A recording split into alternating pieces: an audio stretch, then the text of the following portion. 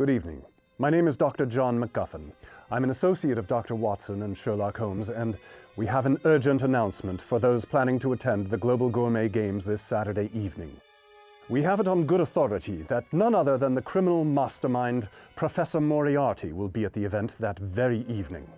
He is a master of disguise, so he could look like anyone present. Enjoy yourselves, but please exercise caution.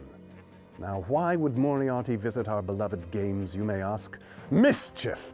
It begins in 1821 in Washington, D.C., when the American dream was in its infancy. A gathering of leading medical researchers was celebrating at dinner 1 block from the White House at 1501 Pennsylvania Avenue inside a new bank building.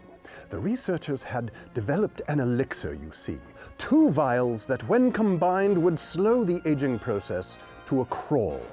But that night, a young Professor Moriarty crept into the bank's vault where they had stored the vials and slipped away with them into the night. 100 years later, in 1921, the great-grandchildren of those earlier researchers met in London for another dinner at another bank building, this one the Midland Bank. You may know it today as the exceedingly posh club called the Ned.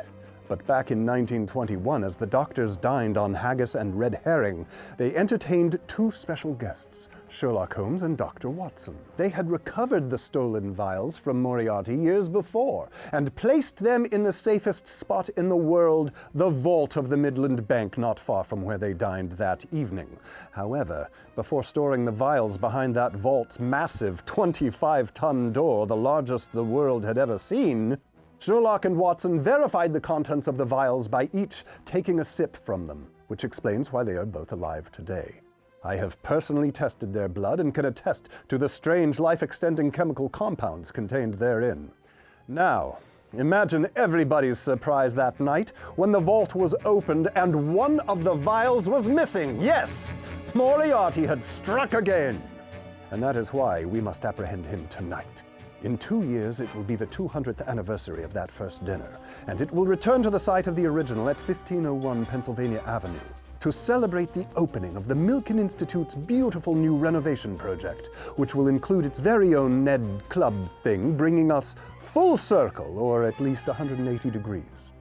Because Moriarty will no doubt revisit the scene of his original crime, it is imperative that we stop him and recover the 1 vial he will surely have on his person so that we can reunite the 2 vials in time for the grand reopening and keep this fastest of all cures safe and secure forever. Now, you may have questions, as do I. For instance, why do these people always dine in bank buildings?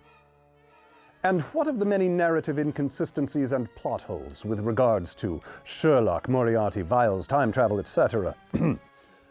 As a medical professional, I can only advise you not to think too hard on these things, or you may be at risk of your head exploding, and that would be unpleasant. So do enjoy the evening, but be vigilant, and all will be well. We hope.